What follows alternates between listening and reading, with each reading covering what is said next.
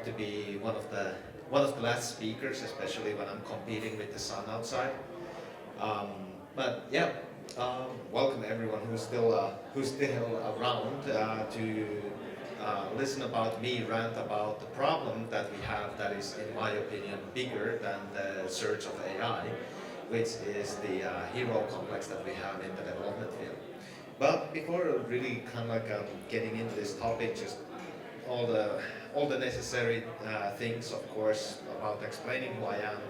So I'm Joni, I come from Finland. That's why I'm in a t-shirt, because this is way too warm weather for me already. I've been working in our industry for about 11 years, I guess now, with 40 projects as a producer. I run a game studio called Dreamloop Games, but I'm also the chairperson of the Finnish Game Developers Association. I run the Finnish Game Incubator and other hobbies that keep me busy.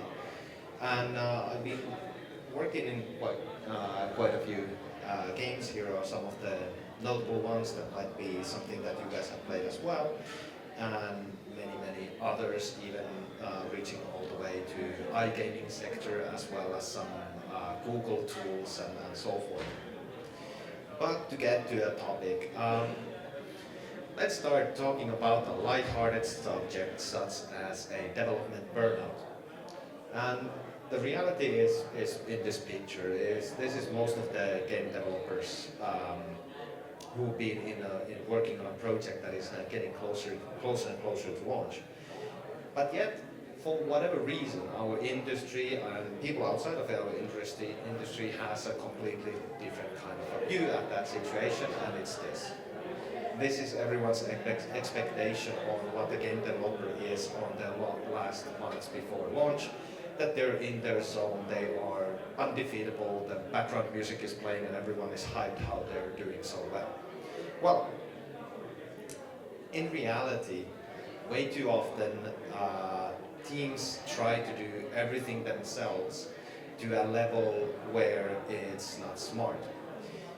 And kind of like solving these problems alone really leads to the cognitive bandwidth overload for your development team, and especially your core team that is supposed to be kind of the beating heart of the game that you're making.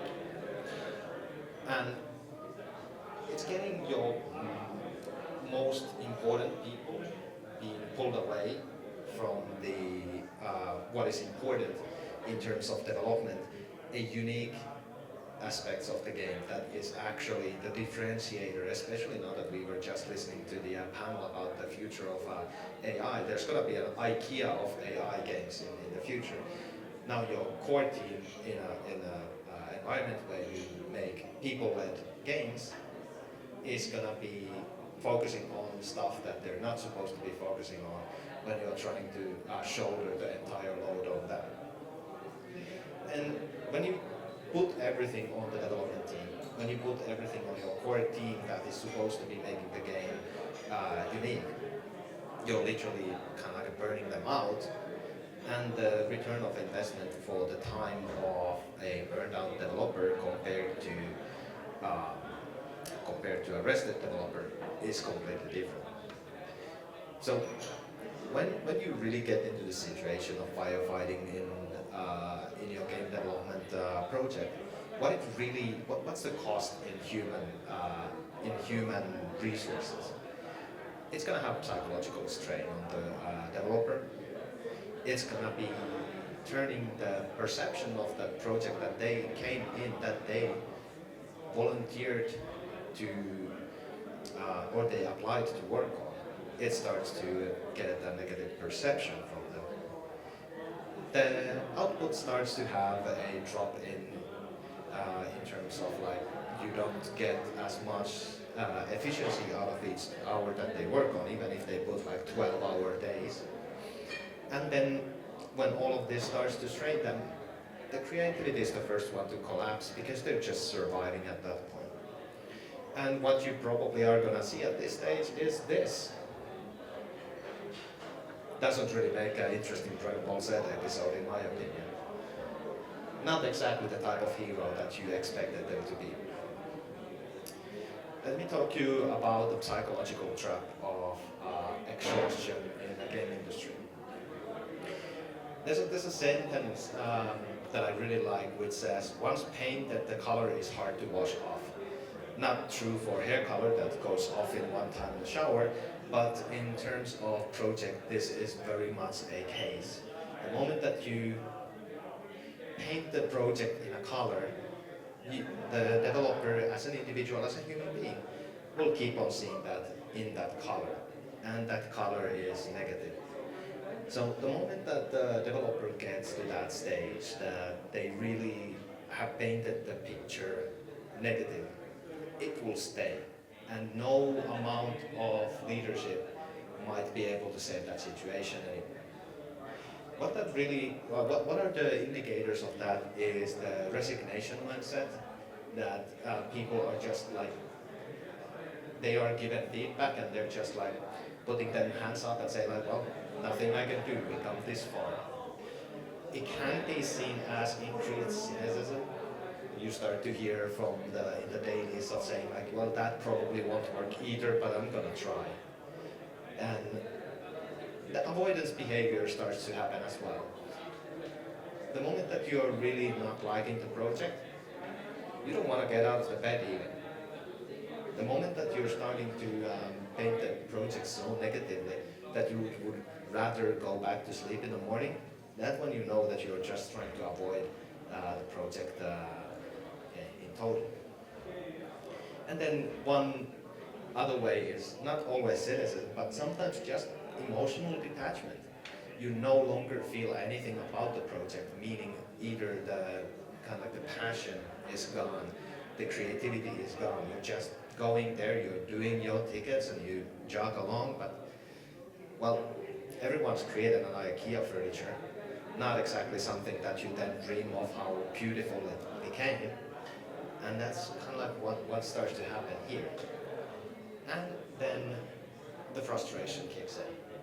When you no longer want to be part of that project, everything related to that, even the smallest things, someone says that, oh, your UI element, you put the wrong one, you didn't understand which one I wanted you to put in, can cause a fist fight. Unfortunately, I've seen this over the 40 projects that I've been in. And the most important thing for our industry, the most hurtful thing, is that you hit with the creative stagnation.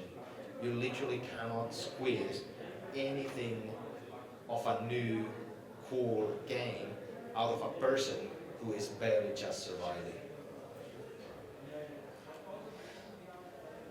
So how to avoid into getting this situation is literally just do things earlier. At this stage you can probably no longer do too much. And what you can do earlier in terms of removing these stressors is to start with shifting the mindset.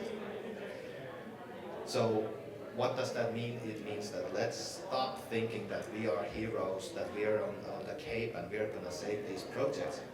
Let's start to think that it's the project that is the important part, not our heroics. So let's move to sustainable projects. First things first, creativity needs energy because the burnout developers don't make great games. Like established, they just want to survive at that point. Consistency beats crunch. You all know the story about the turtle and the hare. In the end, the steady turtle wins the race instead of the hare that keeps on sprinting, collapsing, sprinting and collapsing. So paying attention already early on the mindset, or from the start on, keeping the pace steady instead of trying to set things nice and slow and then picking up later, is the best way to keep the developers still in their Super Saiyan form towards the end, and not staying home and sleeping when they're supposed to be in a morning day. Firefighting is not a strategy. It's an emergency response, and that's how it should be spent. I've seen way too many projects of way too many companies going with the idea of it's basically firefighting from the get-go because we didn't get enough budget, we didn't get enough time, etc., etc. And like I said, when creativity needs energy, it means that the sustainable teams that have that energy and have a clear consistency are the ones that innovate, not the teams that are already beyond saving when it comes to crunching. Now, in a concrete way, there are of course levers how to handle this. So how to change your project to be more sustainable. So let's use this triangle that is probably familiar for many. So you have your scope, you have your time, and you have your resources. So what's the levers that we have in our disposal here? Well, if we start with scope, you can go ahead and reduce the scope, make a lesser version of what you want to do. Then probably the time and the resource that you have is going to be enough, or maybe time. So if you don't want to cut your scope and you don't want to touch your human resources, use more time. Take another year of development with that team. If you pay for them, that might be a cost. Well, then there's the third option, which is the resources. If you cannot change your time, and if you don't want to change your scope, you're left with the resources that you're gonna do it with. And in most of the cases, this is where you actually have the most wiggle room, unless you want to make a smaller version of what you wanted to make. Now, when you get to resources, there's always two kind of options. The way you go about it, you hire, or you find someone else to do the part. Now, let's say that you don't want to hire. Why would that be? Because hiring new team members takes a long time. You need to basically find the right candidate, because everyone knows how harmful a wrong hire is. It has a deep financial and emotional commitment, at least in Finland and Germany. I know that firing people after you make a wrong hire is really hard. The onboarding and cultural integration to your team and how you work is going to take time, it's going to take energy, it's going to take headspace. And sometimes it's heartbreaking when people need to leave later on, be it that the contract ends or they decide to quit. But still, sometimes the hiring is definitely the right thing to do, especially if you're building your team for a long-term franchise and you're finding your core people to keep them for years and years and decades, and even after the original artist is dead and all that stuff. But the alternative is to go through external partnership. And that can be best described, in my opinion, by taking two studios and creating something that is way better than the combination of those two. This is also a great point to remind everyone that it's fine if you've not seen Dragon Ball Z and none of this makes any sense to you, just stick with the text. With working with external partners, you can still keep your scope, you can still keep your timeline, but you're just bringing more people to help you to reach those said parameters. And you're saving your own team's mental bandwidth, and they can still focus on the quality work that they've been doing so far, but they don't need to be stressing themselves to everything, let's say from making a new feature to optimize to bug fix and so forth. So, but the important part is, of course, choosing the right partner. And what is that thing that your team should be focusing on, and what is something that you still need, but your team working on that would make your core features less. And other thing is what you're bad at. It's my personal philosophy is everything that I'm bad at, I should not do unless it's personal growth. But when it comes to the work environment, I should not be spending time on stuff that I'm bad at because I should always double down on what I'm good at and get someone else to do what I'm bad at. Now, if you do this with your development team, you have your core team that is really good of, let's say, combat mechanics or narrative and stuff like that, but you're making a multiplayer game, but your team has never worked on that. Why should they start like practicing now instead of bringing in someone who has already experience on it?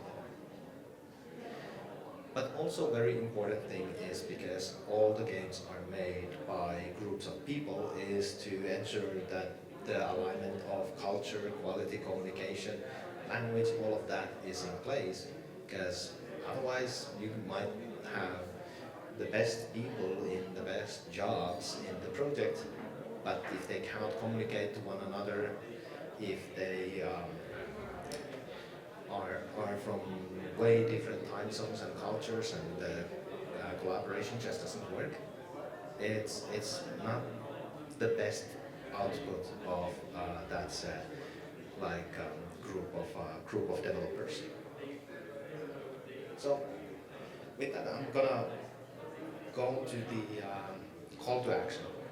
And as it is the name of this presentation, let's drop with the hero complex. There's no cape needed for making great games, and it's no one's job in the game development team to try to save the project. In the end, if you look at the gamers that we make these games for, the ones that were paying for the games that is paying our salaries, it's to make great games that they will buy and enjoy. Your personal hero story along the way doesn't matter to them at all. And that's why you should not evaluate that over making the best possible game.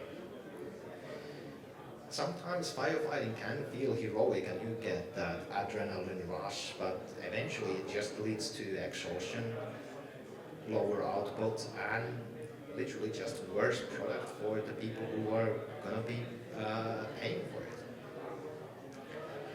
And I want to always stress that seeking help is never a weakness, it's a bravery that many people don't have, and way too many people are too afraid to ask for help. Actually asking for help is a power move. So drop with the hero complex, don't be like Yamcha, and instead take these practical steps when you have your next project. Always audit your project. What is eating your team's cognitive bandwidth? What is causing them gray hairs, so to speak? What are the areas that they're struggling with? And decide on your core focus. Don't be putting your best in-house developers fixing bugs or working on optimization if they are the core gameplay programmers that should be making the best experience for your game. Find partnerships already before you need them in a strategic manner. Find the experts for different fields, and make sure that you have a catalog of people that you can call when you start to have the problem that you're seeing that there's more than you can chew on your project. And in general, let's try to take the steps one step at a time, even when we're competing with the sunshine outside, to pay attention to stop with the firefighting and start building from the get-go in a prepared way that we can have the team sustainably and focused throughout the whole development. So, yeah, just a reminder to make a great game. Make a great game, you don't need a cape. You just need to make sure that your team is energized and none of you think that you're there to save the day. Thank you.